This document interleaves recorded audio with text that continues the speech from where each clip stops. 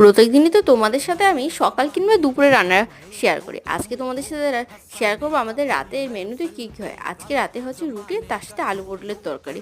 আলু পটলের তরকারি রান্না তো তোমরা সবাই জানো। এটা আর নতুন করে কি দেখাবো, কড়াইতে তেল দিয়ে জিরে ফোড়নে দিয়ে আলু আর পটলগুলোকে লবণ দিয়ে ভাসতে দিয়ে দিয়েছি। এদিকে মিক্সচারটা মশলা করে নিয়েছি, মশলাতে দিয়েছি জিরে, আদা আর লঙ্কা। মশলাটা আলু পটল ভালো করে ভাজা হয়ে গেলে ওর মধ্যে দিয়ে পরিমাণ মতো লবণ দিয়ে ভালো করে কষিয়ে জল দিয়ে ফুটিয়ে নামানোর আগে একটুখানি চিনি দিয়ে নামিয়ে তৈরি আমাদের আলু পটলের তরকারি।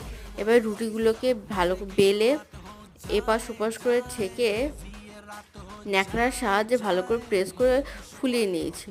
রুটি আমার হয়ে গেছে। কিন্তু এই গরমের দিনে রুটি আর তরকারি যতই থাকুক না কেন, আম না হলে যেন খাওয়াটা সম্পূর্ণই হয় না। তাই আজকে বাজার থেকে নিয়ে এসেছিলাম পাকা আম। রুটি তরকারির সাথে পাকা আম, রাতের খাবারটা যেন